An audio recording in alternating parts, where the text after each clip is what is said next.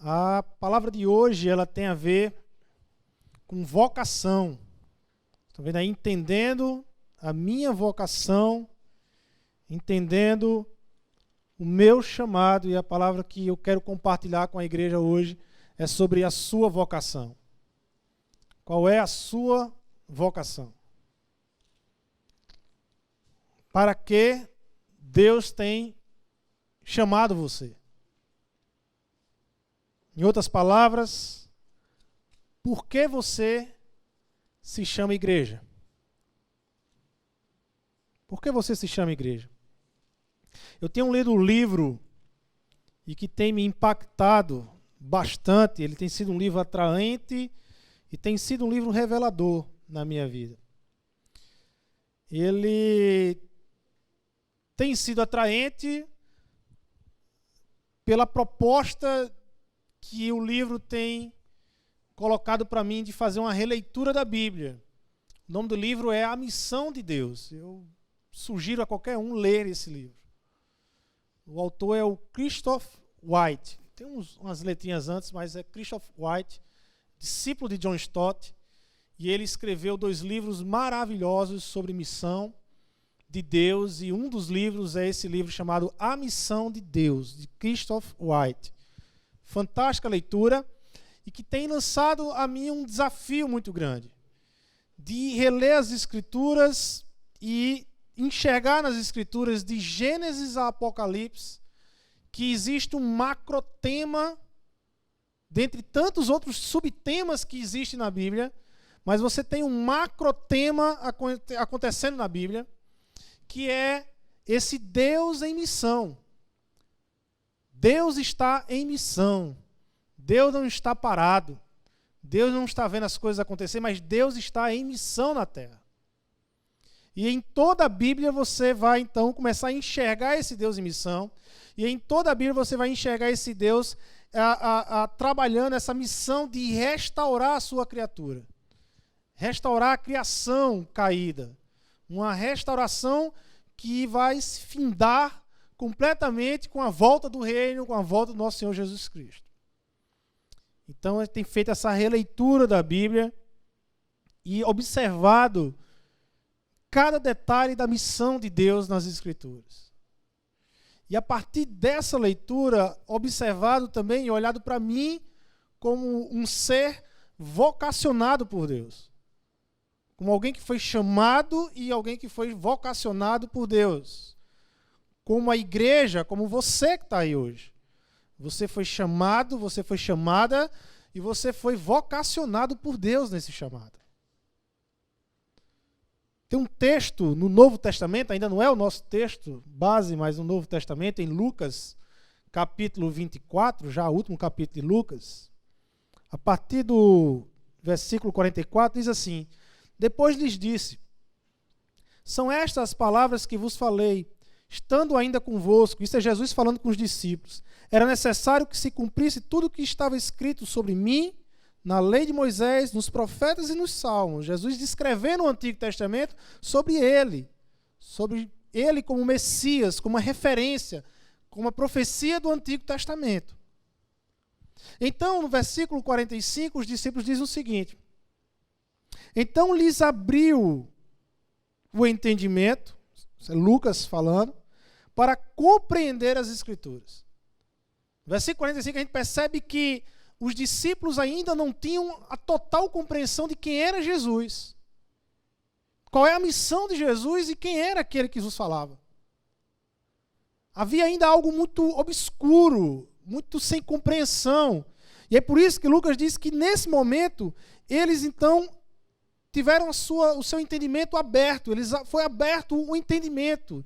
E eles passaram agora a entender o que as Escrituras, o que a palavra de Deus, e aqui Escritura, Antigo Testamento, o que é que o Antigo Testamento falava de Jesus.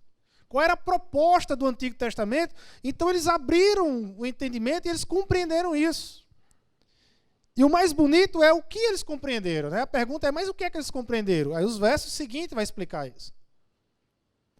E disse-lhes, agora os discípulos estão dizendo, verso 46, está escrito que o Cristo sofreria e ao terceiro dia ressuscitaria dentre os mortos. A primeira proposta das Escrituras no Antigo Testamento é apresentar a proposta messiânica para a igreja. A igreja é fundamentada num Messias que morre na cruz do Calvário para nos salvar, mas que ressuscita ao terceiro dia e nos dá vida.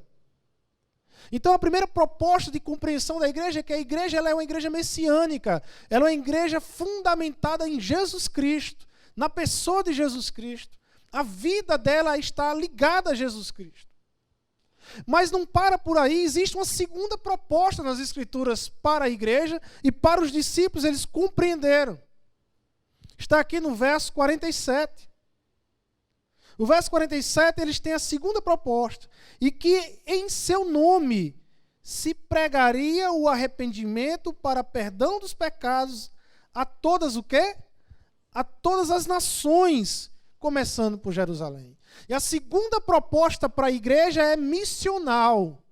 A igreja ela é uma igreja messiânica e missional. É uma igreja fundamentada no Messias, em Jesus Cristo, na identidade de quem é Jesus, e nós sabemos muito bem quem é Jesus. Mas a igreja também tem uma proposta missional, de pregar as nações, de abençoar as nações, de abençoar as pessoas. A igreja, eu e você, nós não fomos salvos para ficar curtindo salvação nos bancos da igreja, não. Nas cadeiras da igreja. Nós não fomos salvos para ficarmos assim agradecendo o tempo todo a Deus e ficar agradecendo e agradecendo. Poxa, como eu sou salvo, que coisa boa, eu sou salvo. E passa ano e sai ano e nós ficamos naquele processo de curtir a salvação, mas sem fazer nada lá fora, sem ser luz e sal do mundo lá fora. Deus não nos chamou apenas para curtir a salvação, mas Deus nos chamou para uma proposta missional. Uma vez que eu te alcancei, uma vez que eu te salvei, agora vá e cumpra e compartilhe com você a minha missão e faça a minha missão acontecer aí fora. A igreja, ela nasce para uma proposta de não ficar calada. Igreja calada não combina com o reino de Deus. Igreja que se cala não tem a ver muito com o reino de Deus, não. Não tem a ver com o reino de Deus. A igreja ela nasce de uma proposta de pregar lá fora, de anunciar o reino de Deus lá fora, de abençoar lá fora, de ser bênção na vida de muitos lá fora. Atos capítulo 1, versículo 8. Quando os discípulos receberam o Espírito Santo, o que é que veio o entendimento dos discípulos? Qual foi a ordem de Jesus à igreja? Olha, vocês têm que ser minhas testemunhas em Jerusalém, mas até os confins da terra. Ser testemunha. Ser testemunha. Então esse texto é um texto chave aqui em Lucas, apesar de não ser o texto de hoje à noite, mas é um texto que nos alicerça para entrar nos nossos textos, de que existe uma proposta para a igreja. E que em um determinado momento os discípulos que estavam com a sua mente obscura, sem compreender, agora compreenderam. Que Jesus tinha que morrer na cruz para pagar os nossos pecados. Para que a justiça de Deus fosse feita. Não em nós. Porque se fosse nós, íamos para o inferno. Mas a justiça de Deus foi feita em Cristo Jesus. E através dessa justiça, nós recebêssemos a salvação. Mas existe uma segunda proposta para a igreja. Vocês saem daí. Vão. Abençoe. Sejam bênção na vida de muitos. Abençoe a vida das pessoas. Seja sal e luz lá no mundo. Aonde você está.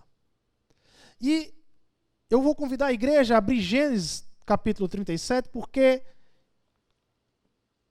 nós vamos passear, andar sobre uma história muito bonita.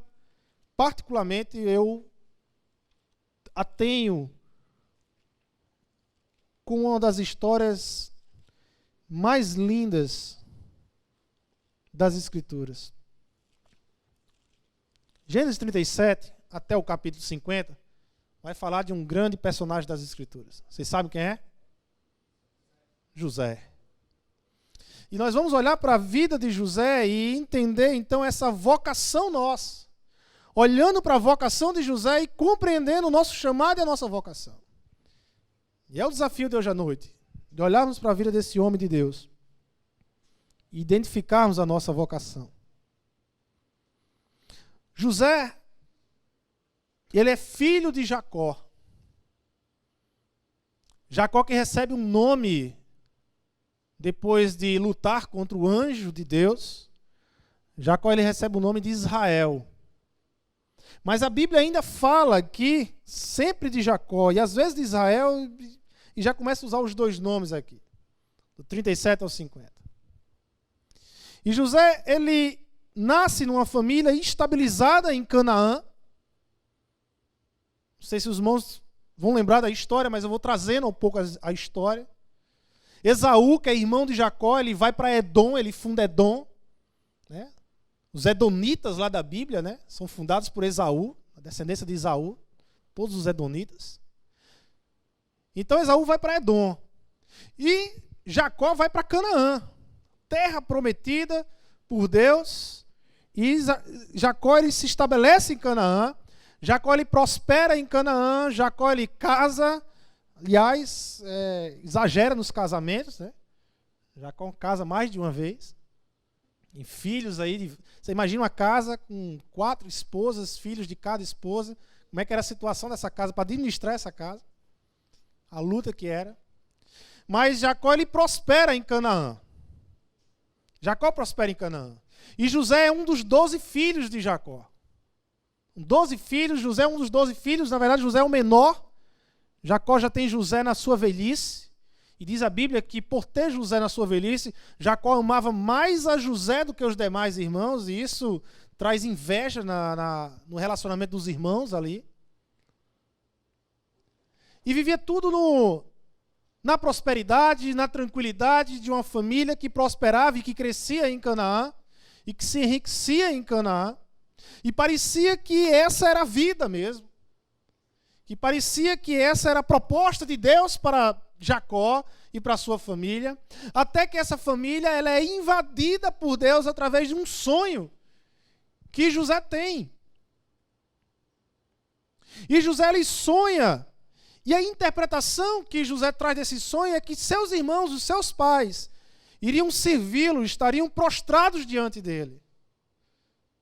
E eu não sei se os irmãos lembram da história, mas esse sonho também carrega um sentimento de inveja no coração dos irmãos, e que a partir desse sonho os irmãos eles querem matar José. E se não fosse por Rúben, usado extremamente por Deus nesse momento, era um dos irmãos de José, o Rúben diz, não vamos matá-lo.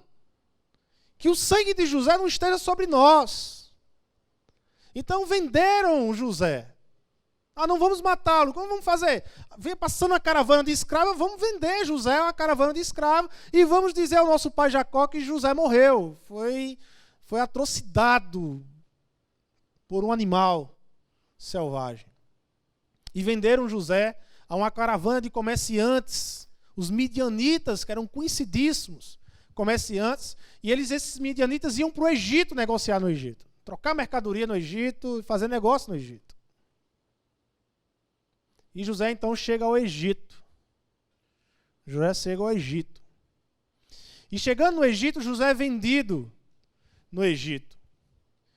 E quando José é vendido no Egito, no capítulo 39, José é vendido ao Egito a um homem chamado Potifar, comandante da guarda real do faraó. E Potifar então compra José, e José vai trabalhar como mordomo. E diz a Bíblia, no capítulo 39, que José, a mão de Deus estava sobre José, e José prosperava na casa de Potifar, e Potifar, consequentemente, prosperava, porque José estava lá. E José fazia Potifar prosperar. Imagine José administrando a casa, ele era um mordomo, ele era aquele que tomava conta da economia da casa e fazia Potifar prosperar. E Potifar começou a ver que começou a ficar mais rico, mais rico. Então Potifar colocou toda a confiança em José e disse a José, olha, minha casa agora você pode tocar em todas as coisas, menos na minha esposa. Aí já seria demais. Então José começa a prosperar lá na casa de Potifar.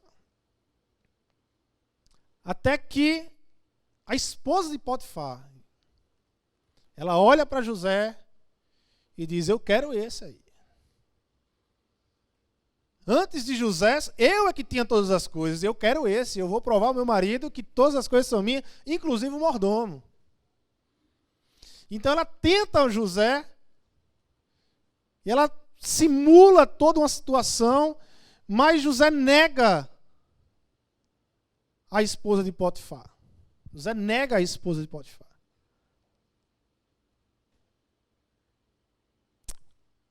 Até aqui a história de José, ela é de uma tragédia, de algo ruim, e que Deus vai e muda, inverte aquela coisa, que era ruim a José, e agora faz José prosperar.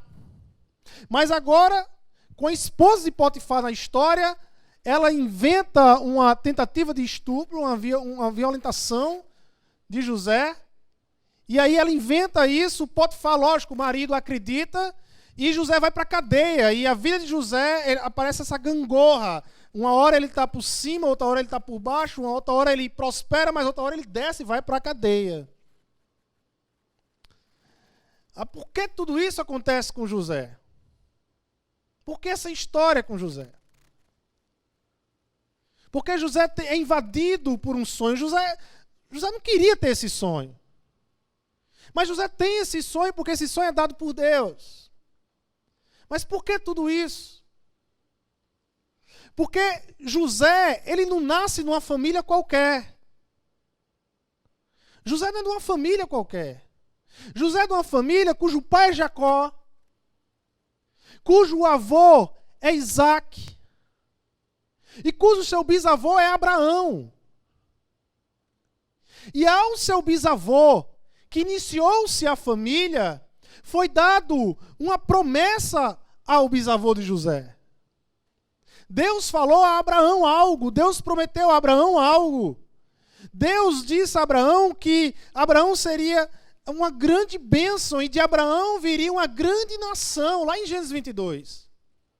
Olha, de Abraão, de você, da sua descendência, eu vou fazer uma grande nação. Mas não só isso, essa grande nação, ela irá abençoar muitas famílias.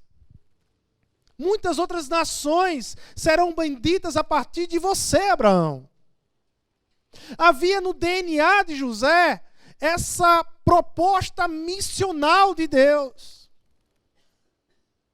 José nasce numa família missional, com a proposta missional. E quando Jacó ele está se estabelecido em Canaã e esquece da proposta de Deus, vem Deus e invade essa família, traz José através de um sonho, traz os sonhos de Deus através de um sonho em José. E diz assim a José, a brincadeira acabou.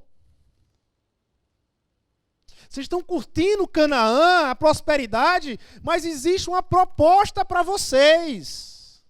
Vocês têm que bendizer, vocês têm que ser bênção a outras nações. Porque a minha proposta para Abraão, o seu bisavô, é essa aqui. E você nasceu na família de Abraão. E é assim com a gente. Quem aqui pediu para nascer de novo? Quem aqui pediu para viver uma vida com Deus, de intimidade com Deus, de entrega total a Deus, de se ligar totalmente a Deus? Mas um dia, quando nós vivíamos os nossos sonhos, as nossas histórias, Deus nos invadiu. E Deus pôs no nosso coração agora os sonhos dele, a proposta dele, é a missão dele, e isso entrou no nosso coração, e isso tomou conta do nosso coração, e isso fez com que o nosso coração ardesse ao ponto de dizer, eis-me aqui, Senhor. Eu já não aguento mais, eu estou aqui, Senhor. Usa-me. Fala comigo. A gente foi invadido por Deus. Nascemos de novo e nascemos numa família chamada igreja. E eu quero dizer, irmãos, que a igreja do Senhor ela tem um DNA. A igreja do Senhor, ela tem uma proposta para ela, uma vocação para ela, que é abençoar todas as nações, que é abençoar o próximo, que é ser bênção na vida do próximo. É uma proposta missional. A igreja, ela nasce com essa proposta. Atos capítulo 1, verso 8. Ela nasce com essa proposta. Ela nasce para expandir o reino, para promover o reino aqui na terra. José não pediu para nascer na família de Jacó. José nasceu. E ao pertencer à família de Jacó, José tinha uma missão missional. E Deus, então, que é o Deus da história, que é o Senhor da história, usa a vida de José. José é preso. José passa tempo na prisão. E lá na prisão, José se encontra com dois indivíduos. O padeiro e o mordomo de Faraó. E os dois estão presos e eles têm um sonho. E José então interpreta. José tem essa questão do sonho, esse talento para sonho, de interpretação. E José interpreta o sonho deles. E o sonho que José interpreta acontece igualzinho. E lá na frente, o Faraó tem um sonho. E Faraó chama todos os líderes religiosos, todos os sacerdotes do Egito, e ninguém consegue interpretar o sonho de Faraó. Ninguém consegue interpretar o sonho de Faraó. Então, o mordomo de Faraó lembra e diz assim: olha, Faraó, meu senhor, tem alguém na cadeia que interpreta sonhos. Ele interpretou o meu e aconteceu igualzinho. Eu estou aqui vivo e o padeiro foi enforcado. E aconteceu do jeito que ele interpretou. E aí, então, Faraó manda chamar José. Chama José para cá. E José vai a Faraó. E aí vocês sabem o sonho de Faraó. Lembram do sonho de Faraó? 7 vacas magras e as 7 vacas gordas. As 7 vacas gordas significava 7 anos de fartura. E as 7 vacas magras, 7 anos de seca. E José então interpreta o sonho. E então o Faraó diz assim: ó, sobre você, menos o meu trono, mas todo o Egito está sob a sua ordem agora. José passa a ser o segundo homem mais poderoso do Egito. José, ele é o cara do Egito. Depois de Faraó, José é o cara do Egito. É o título máximo. O segundo homem mais poderoso do Egito. E não para por aí, não. Não para por aí. No capítulo 41 de Gênesis, verso 45, José ele recebe um novo nome. José não só tem um título do segundo homem mais poderoso do Egito, mas José agora recebe um novo nome. José não se chama mais José. José se chama Zafenat Paneia. É o nome egípcio agora de José. É o Zafenat Paneia. Esquece José. Agora é Zafenat Paneia. E não só isso. José, no verso 45, diz que ele casou-se com a filha do sacerdote de On. On, um deus pagão no Egito. E José casa com a filha desse sacerdote. E José começa então a construir a sua família no Egito. José é o segundo homem mais poderoso do Egito. José tem dinheiro. José é rico no Egito. José se casa com a filha de um sacerdote, de um deus pagão. E José agora tem 2 filhos. E parece-me que o autor de Gênesis, Moisés, ele faz questão de mostrar para a gente, para o leitor, que José está passando por uma crise de identidade. José está passando por uma crise de identidade. Versículos 51 e 52, a gente tem os nomes dos filhos de José. Capítulo 41, versos 51 e 52. José deu ao primogênito o nome de Manassés, nome egípcio. A cultura egípcia. E você sabe por que José deu esse nome de Manassés? José diz assim: pois disse, Deus me fez esquecer de todo o meu sofrer e de toda a casa de meu pai. Acabou essa coisa de pertencer a Jacó. essa coisa de família, de DNA, essa coisa de sonho que eu tive lá atrás, isso só me trouxe desgraça. Eu não quero me lembrar mais disso. O nome do meu filho é Manassés, egípcio, porque agora é aqui que eu vou promover a minha vida. E essa coisa de sonhos de Deus fica para trás. É a minha vida agora. É a minha vez, cara. Eu vou me dar bem agora. Eu estou me dando bem, eu tenho dinheiro, eu tenho um título, eu tenho um poder, agora é a minha vez. Mas logo no versículo seguinte, ele vai dar o segundo nome, o nome ao segundo filho. E parece que ele tem essa crise de identidade, porque o nome do segundo filho dele é um nome hebreu. Ele, versículo 52 diz, o segundo ele deu o nome de Efraim, nome hebraico. Pois disse, Deus me fez esquecer de todo o meu sofrer e de toda Deus me fez prosperar na terra da minha aflição. Parece que ele volta e diz, não, mas é Deus que está me abençoando. O fato é que José está em crise. José está passando por um processo de aculturamento.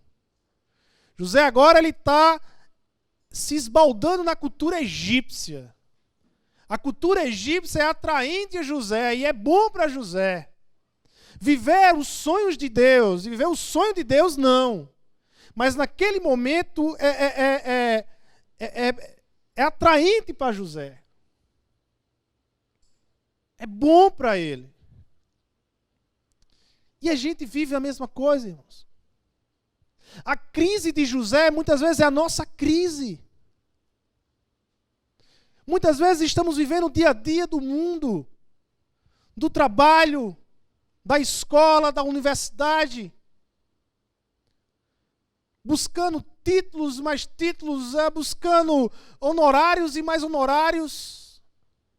E não é pecado você ser doutor e buscar pós-doutorado, e não é pecado você prosperar, mas é pecado quando você quer ser o doutor e não quer viver a missão de Deus no doutorado. É pecado quando você quer prosperar, mas não quer viver a missão de Deus no prosperar. É pecado quando você começa a querer viver a sua vida e não mais a vida que Deus propôs para você.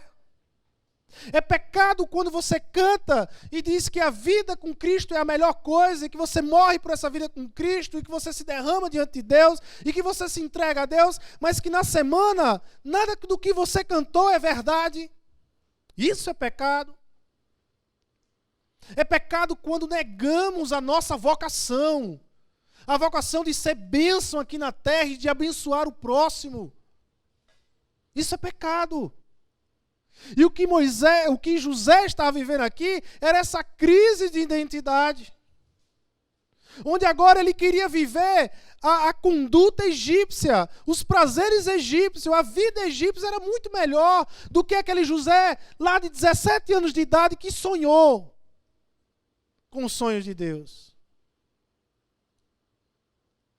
José estava nessa crise e muitas vezes é a nossa crise. A nossa crise. Quando nós não nos identificamos quem somos, a quem pertencemos. Eu sou um discípulo de Jesus. E logo, se eu sou discípulo de Jesus, eu fui chamado para viver como Jesus viveu. Se necessário for, morrer pelo Evangelho. Por isso que quando eu olho cristãos morrendo lá no mundo muçulmano, eu oro por essas famílias que certamente Deus consola, mas eu creio que aqueles homens ali sabem de que ali não é o final da vida deles, e que sabiam do perigo da morte, e que vão sabendo que podem morrer lá. Eles vão sabendo disso. Ninguém vai enganado para um mundo muçulmano pregar o Evangelho. Sabe que pode ser pego, sabe que pode ser decapitado. E daí? Que o Evangelho seja pregado, que o Evangelho seja expandido, que o reino seja mostrado para todos os mundos. Deus nos chamou para sermos bênção. Mas enquanto tivermos com essa crise de identidade, quem somos, o que vamos viver ou para onde iremos, nós não conseguimos ser bênção nessa terra. E era isso que estava acontecendo com José nesse momento. Havia uma grande crise de identidade de José. E o que é que Deus fez para restaurar a identidade de José? A história diz que houve uma grande seca, como José havia interpretado. Houve uma grande seca na região. Uma grande seca no Oriente. Todos os povos circunvizinhos passando fome, mas o Egito tinha estocado muita comida, porque o Egito tinha ouvido José. E só o Egito tinha comida o bastante. E o Egito vendia os seus alimentos para os países e as tribos vizinhas, que iam ao Egito comprar comida. E com isso o faraó começou a prosperar também. E uma dessas pessoas que foram ao Egito comprar comida foi a família de José. Deus, ele usa a família de José como um instrumento de trazer a identidade de José de volta e dizer assim: José, volta para os teus caminhos. Volta para a proposta de vida que eu dei para você, José. E José se encontra com a família. Ele tem um encontro com a família. E nesse encontro com a família, você vê claramente José retornando à caminhada e sabendo quem ele é. A crise de identidade vai começar a passar, porque José vai ter esse encontro com a família. Gênesis 42, o verso 8 e o 9, narra esse encontro, o primeiro encontro dele com a família. Olha que interessante. Assim José reconheceu seus irmãos. A família está vindo, José olha para os irmãos e José reconhece. Momento marcante na vida de José. José não queria nada mais com a família, mas de repente a família vem até ele, ele reconhece os irmãos. Mas eles, os irmãos, não reconheceram. Imagina a tamanha mudança de identidade de José. José tinha cara de egípcio, vestia roupa de egípcio, pintura de egípcio. Quando os irmãos olharam, não reconheceram José, era um egípcio que estava ali.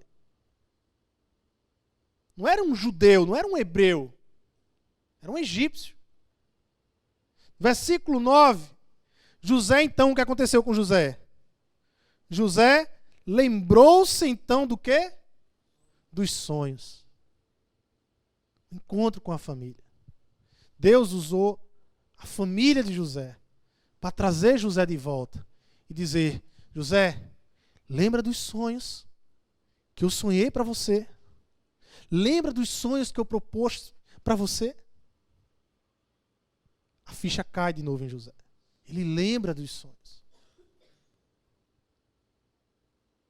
Muitas vezes, irmãos, Deus usa momentos como esse, ou outros momentos, leitura da Bíblia, oração, conversa com o irmão, com o amigo,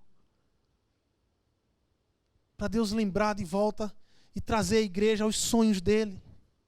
Muitas vezes a igreja está meio que solta, vivendo uma realidade de domingo a domingo, mas não sendo a bênção de Deus lá fora, não sendo a luz e o sal do mundo lá fora, não sendo essa mudança, essa revolução lá fora. E Deus nos traz para dizer assim: olha, lembra dos meus sonhos. Igreja, lembra porque eu fiz vocês nascerem. Lembra da proposta que eu tenho para vocês. Lembra que vocês é o povo que eu escolhi, para que vocês vão às ruas, para que vocês saiam, para que vocês abençoem as vidas lá fora, no trabalho, na universidade, nas escolas, aonde Deus levar, em casa, com a minha família, aos meus vizinhos, aos meus amigos, mas que eu venha ser bênção, que eu venha ser transmissor desse reino lá fora. Lembra disso, igreja. Traz a igreja de volta e traz a lembrança. Por que vocês estão aqui? Por que eu propus vocês aqui? Projeto de bênção na vida das nações. E para mim, um dos textos mais bonitos na história de José se encontra já no final da história, Gênesis 50. Jacó morre, pai de José. José então vai até Canaã enterrar Jacó com toda a pompa real do faraó, uns carros com... Eu imagino os vilarejos de Canaã, vendo aquele cortejo gigante. José era o segundo homem mais poderoso do Egito. A enterrar Jacó lá no túmulo de Abraão. E aí no capítulo 50, no versículo 20, Jacó morre e os irmãos ficam com medo de José agora. Olha, agora José vai se vingar. José agora vai nos matar. E é um dos textos, é até irônico o texto. Versículo 15 diz: quando os irmãos de José viram que seu pai estava morto, disseram, combinaram entre eles: e se José nos odiar e nos retribuir todo o mal que lhe fizemos? Então mandaram dizer a José: teu pai, olha só a invenção, teu pai, antes de morrer, nos ordenou uma coisa. Assim direis a José: perdoa a transgressão de teus irmãos e o pecado deles, porque te fizeram mal. Agora rogamos-te que perdoes a transgressão dos servos do Deus de teu pai. E José chorou enquanto lhe falavam. Estramaram, né? Inventaram isso, com medo de José ir. Agora ele vai fora e vai nos matar tudinho aqui. Olha o que José fala no versículo 20. Certamente planejastes o mal contra mim, porém Deus o transformou em bem. O primeiro ponto aqui, da restauração da identidade de José. José ele passou a entender que quem escreve a história dele é Deus. Vocês quiseram fazer algo, mas quem dá o ponto final na minha história é Deus. Meu irmão, quem dá o ponto final na sua vida é Deus. Quem é o dono da sua história é Deus. É Ele. É Ele que vai caminhar a sua história. As percepções aqui na Terra, e a gente é limitado no espaço e no tempo, às vezes nos causa medo, às vezes nos causa dor, às vezes nos causa receios, dúvidas. Mas quando você lembra que é Deus que escreve o ponto final da sua história, entrega esse momento a Ele. É medo? Você está passando por algum momento de angústia? Você está passando por algum momento de decepção? Você está passando por algum momento de dúvida? Entrega ao Senhor da história. Pode dizer a Deus: Deus, eu não tenho mais o controle disso, mas eu sei que é o Senhor que vai terminar essa história aqui. Entrega isso a Deus. Mas tem uma segunda coisa na resposta de José. Uma segunda verdade. José ele entendeu para que ele foi usado. José entendeu a vocação dele. José termina a história dizendo assim: olha, a ficha caiu. Eu agora sei por que Deus me poupou, por que Deus me trouxe para o Egito, por que eu sofri, por que eu passei por tudo isso, agora eu sei de tudo isso.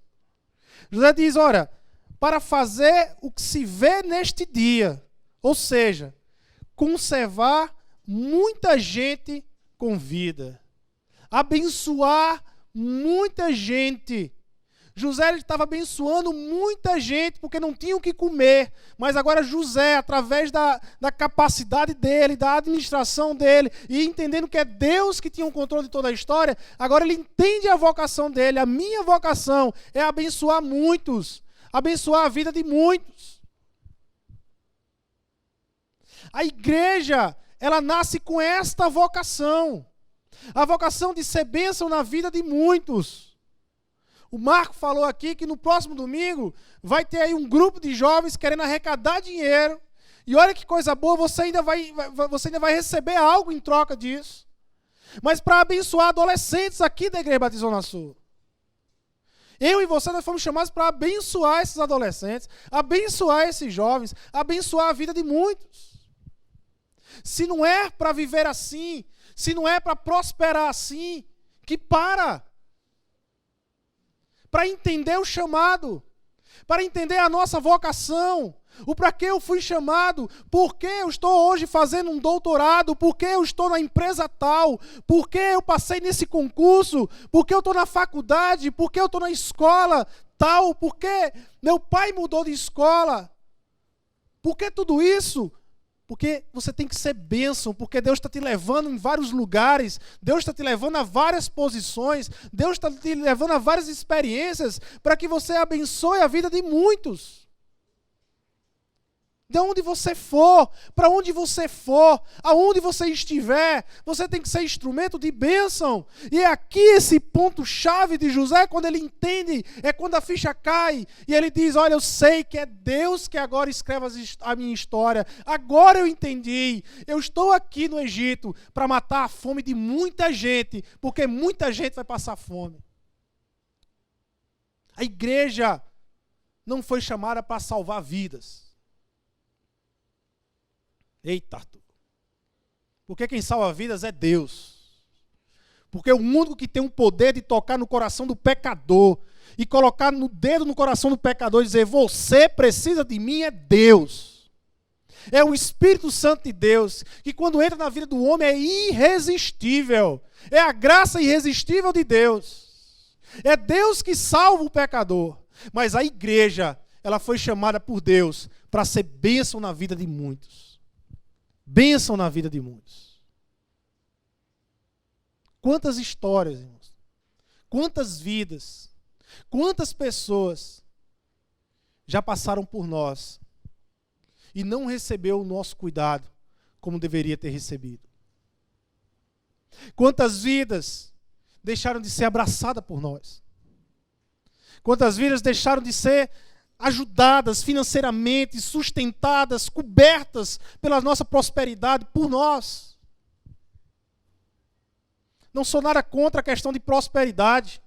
Eu sou contra a teologia da prosperidade. Mas do irmão, dono de empresa, o irmão advogado, o juiz, prosperem.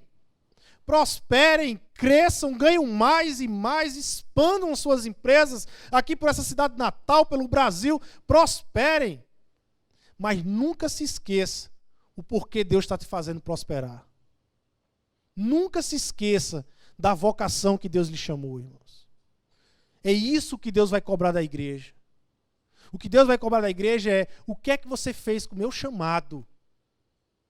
Você ficou, sabe, se gabando, se alimentando com a salvação e vibrando com a salvação, sem abençoar a vida de ninguém.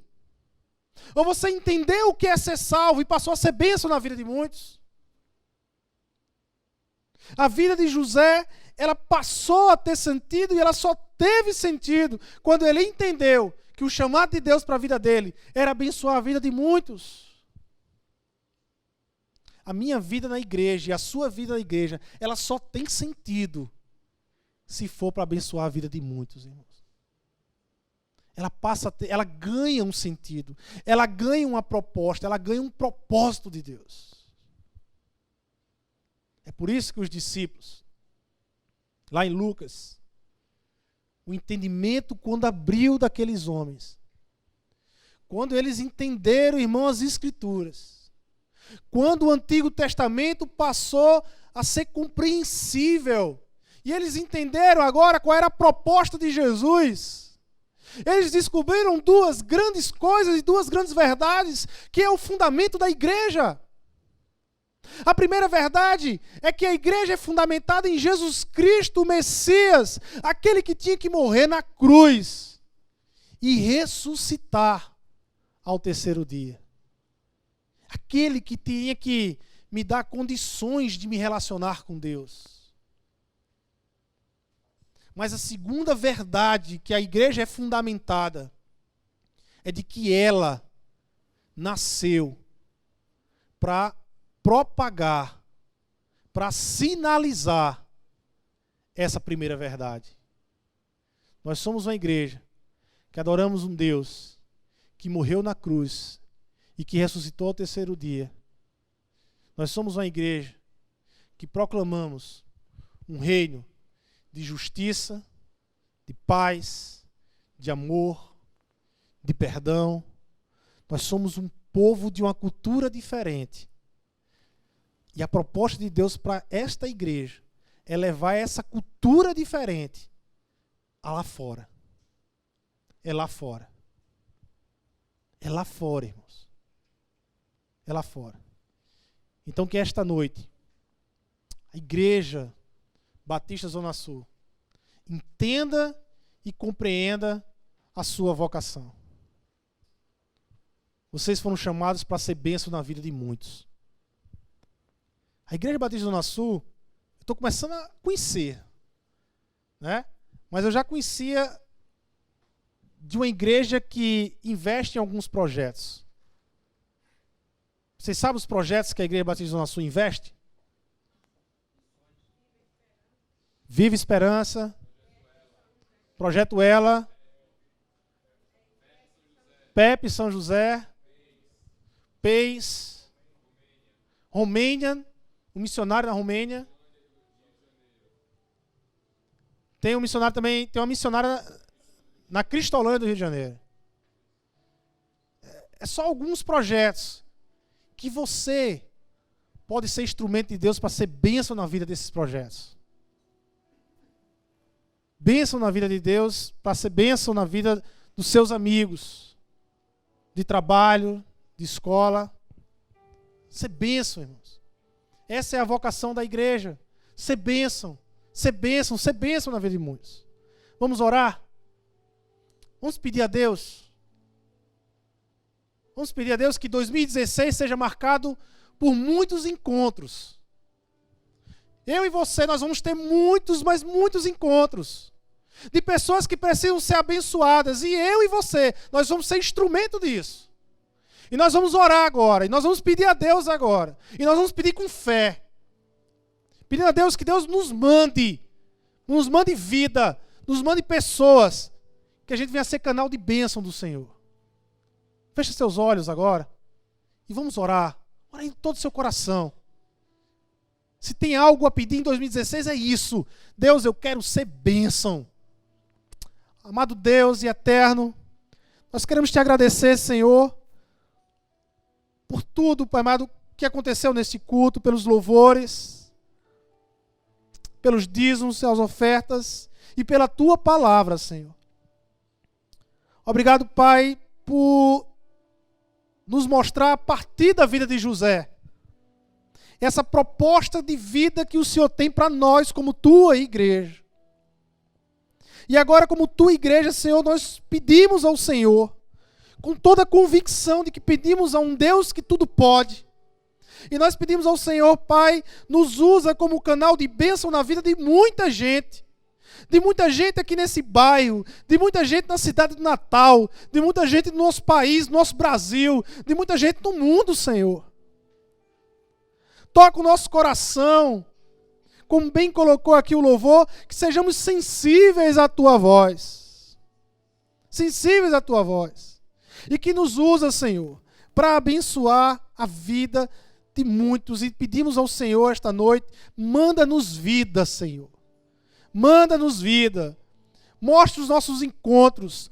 Toca o nosso coração, para que nos momentos dos encontros a gente não venha se livrar das pessoas com tanta facilidade, mas que venhamos abraçar essas pessoas, amar essas pessoas e dar o melhor de nós para eles, que é o teu reino que está dentro de nós, Senhor.